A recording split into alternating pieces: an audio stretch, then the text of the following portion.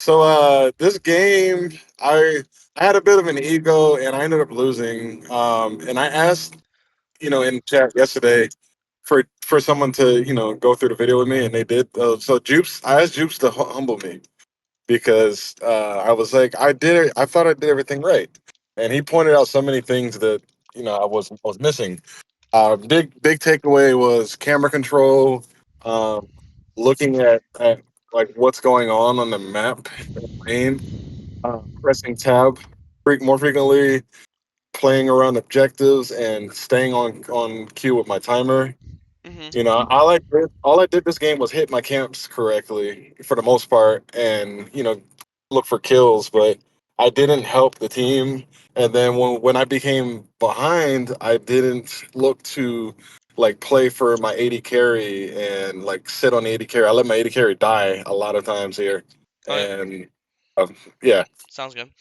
I'll make sure to keep that in mind. Um, but for to start off this, I think here you should. This is just right after this. You should always press tab. Um, when you finish a full clear, you have 24 CS. You see how you did all 6 camps, you have 24. Uh, yes, so when you see Vi here, you see how there's like that time it takes you like what 6 seconds to walk the scuttle, right? yeah, Only 6 seconds. You just press tab, and if you press tab and you see that Vi has 28 CS, you should just instantly base because that means you know that she did bot crap because 24 CS is 6 camps, 28 CS is 6 camps plus a scuttle. Each camp in the game is worth 4 CS. Make sense?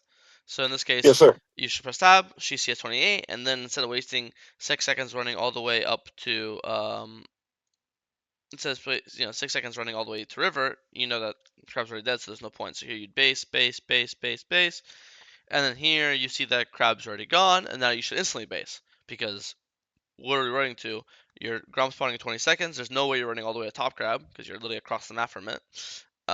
Again, you have no indicate. There is not a single indication or thing that Vi has shown you to make you think that she skipped her bot camp. There's no reason why you think her blue's up or her wolves are up or her gromp's up. So there's no indication that she skipped her camps.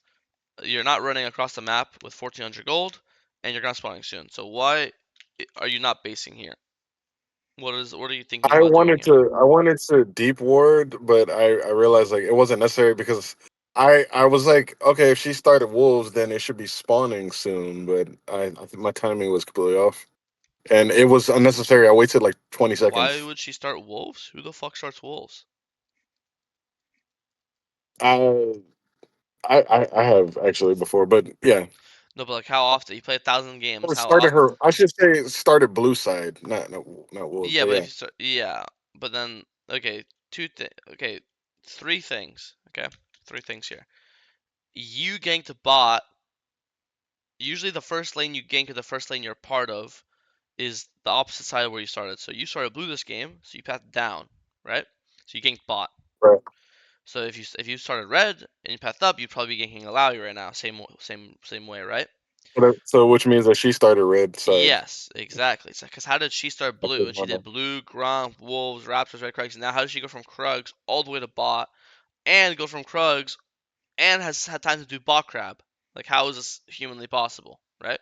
It's not. Yeah, So you actually, when you see her bot, that means you know, okay, she started red, sick. So that means we both started top side. So I started red, blue, she started red. That means when my Gromps respawns, her Krugs will respawn. That means when my Wolves respawn, her Raptors will respawn. We both full clear down. Um, so this is like, and so right now this is like a just jungle tracking. You got to work on tracking because this is like kind of basic, just pretty simple, yeah. because you're just wasting so much time. Now you're doing your camps with 1,600 gold, so you're just killing them so slowly. Bot dies, you pull dragon, good. Go back to our camps, full clear again, good. You see Vi tops, you go take her bot side, good. No, this is good. Correct trading, correct. And here you should. Oh no, never mind. This is good. What are you building next? I went Landry's into Deadman's, I think. Yeah, yeah, sounds good. Looks good. All right, looks good. Here I'll play for. Here after Grump, you should just play for Dragon now. I think this is your but I ended up going. yeah. Yeah, I mean, again, is this game going well? Would you say? for the most part. But outside of me wasting like precious No, time. that doesn't matter. Like I'm saying, like you're not when you're in game, you don't think like, oh my god, my precious time I wasted. You're thinking like you're always thinking, is this game going well? Is this game going badly? Like, are we winning? Are we losing? That's you should always have that in your back Yeah, of your I think the mind. game's going pretty good right Yeah, now. because obviously if the game's going badly, you have to take more risks, and if the game's going well, you have to take less risks. Um, that's usually how like league works. So in this case, if the game's going well, that means you want to go for high percentage plays, 2v2s, 3v3s. You want to play for objectives. That's usually how you should view the game when the game's going well. So I think the game. I agree with you. I think the game's going well. I think you're probably up a level because you've been full critting really well. You have 2 kills. You have your Lianjis, which is biggest spike of the game. So I think to myself, there's nothing on earth that's not gonna make me want to fight this dragon. Right? I'm strong. My balling's strong. I have flash up, ult up. I'm full HP. Um, so this goes back to your habits of just wanting to fight too much. Like I'm running to this bot scuttle right now. I'm getting bot scuttle. I'm securing bot side vision, and I'm starting. And now, right now, I'm starting dragon. And then Yeah, here, for example, without vising your bot lane, and if I was bot side for dragons, then I would be here to protect my bot lane, stop my bot lane from dying. yeah, So to simplify it, when the game's going well, you want to just play for stable guarantees in a stable game, and that 8K just means objectives. But here you show up by time Twitch is dead, and now you also have HP. um, and it just becomes a big mess. So TLDR, when you're winning, just play for objectives, over kills or ganks. yeah. That top gank. I don't know what I was thinking when I saw it. I was I like, mean, you I saw need. one HP guy. That's all you saw. You saw one HP guy, and you wanted to kill. I know what you saw. That's what you Yeah. saw. And then I don't remember if I stayed because I wasn't watching the video. If I stayed and pushed top or if I roamed her jungle. But You roam to jungle.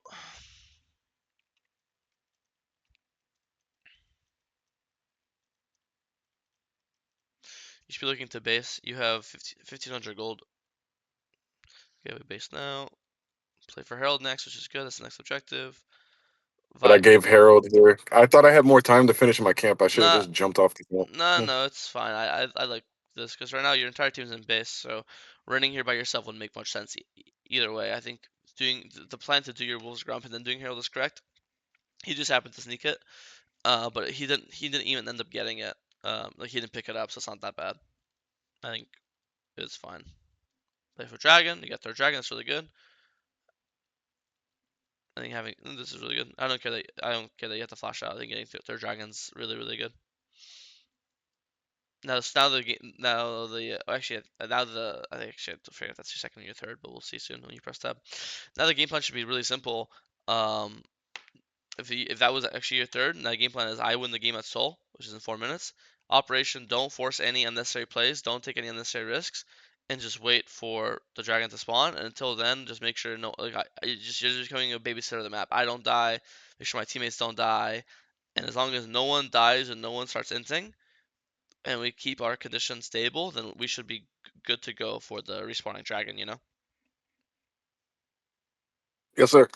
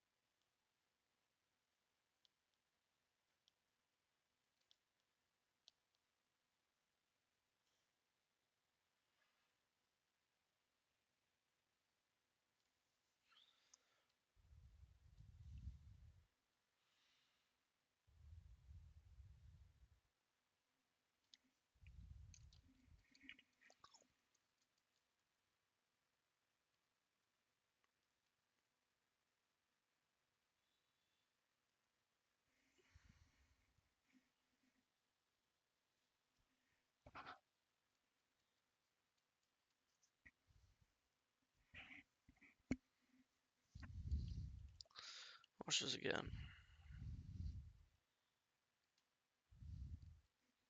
Well, I think you're doing it now. I mean, like you're playing with your AD carry. You now you're just you're doing raptors near him. You're fighting with him. The problem is you're just down numbers, so now you have to leave because you're down numbers. You start leaving. Your AD carry isn't able to leave, so he dies. I think you did it here. I think here now you obviously overstay this. You're 4v1ing a mid tower. I think it's fine to accept this mid tower is gone. But you have to understand mid game, it's really important the jungle never dies because you're the guy with smite. Like right now, they can't really pull Baron because you have.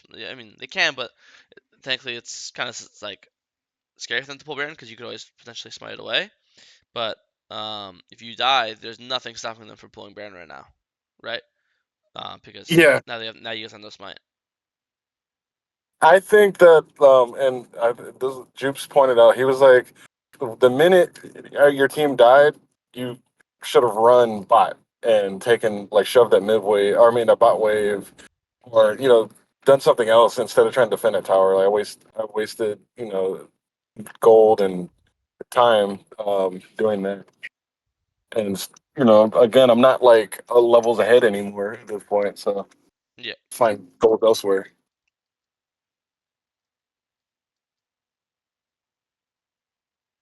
And I want to work on trying to like figure out like how to divert when things go bad.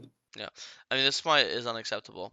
Um, the the way I always like to explain it is if the enemy jungle is in the pit and you're smite fighting versus the enemy jungle, that's when normalized and acceptable for you to go for a perfect smite. And like people are like, what does a perfect smite mean?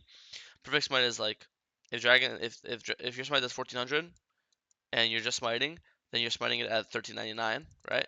Or if you're doing a plus ability, let's say your Q does 200 damage, then perfect smite would be 1599, right? So then you're trying to smite it the second it becomes in that area.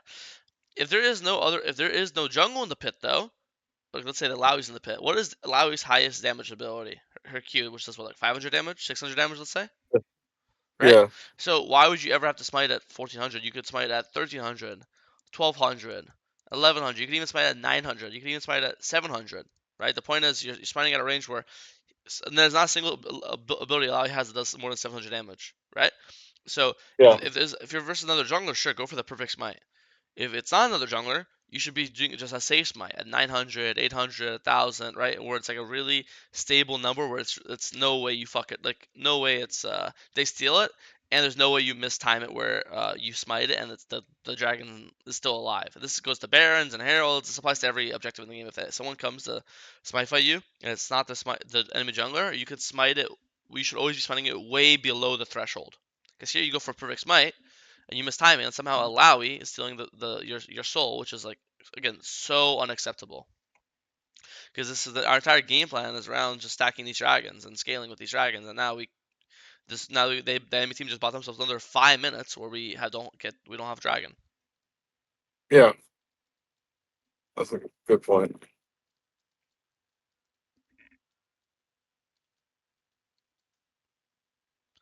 Thinking in number advantage, like Renekton is dead on the map, right? It's a 45. Can we or should we fight the 45? No. So why are we running into river and trying to hit them. Like you're the one starting the fight. You ran to river and you hit the Lulu, and then and then Vi shows up, and then you run away, and now Twitch came to support you because like he's a good teammate. He's like, oh my Udyr's running in, I'm gonna come running with him, and then now he dies trying to help you. But so if you never ran in, Twitch never dies. So like, but why are we? What? It's just simple.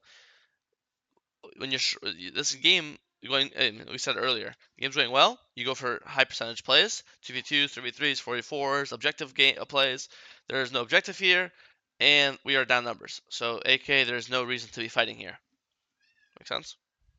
But here you all die. They get Baron. I think this is the game loser. So no, I actually think that you did your camps well this game. I didn't see the thing that Jupes was talking about, the defending Twitch. I feel like you're always with your Twitch this game, unless I'm missing something. I think it's just the fighting without numbers was the problem, um, and just being very unaware about objectives. Because I feel like one dragon you're late to because you decided to gank top instead. The other dragon you just missed smite because just, you just timed it terribly, and you also the enemy jungle wasn't there, so there's no reason to have to time it perfectly. So I think the objectives was lost to the game, and the not counting numbers or being aware of if the fight's a good fight, if the fight's a bad fight. Do we have more numbers? Do they have more numbers? uh, stuff like that. You have any questions?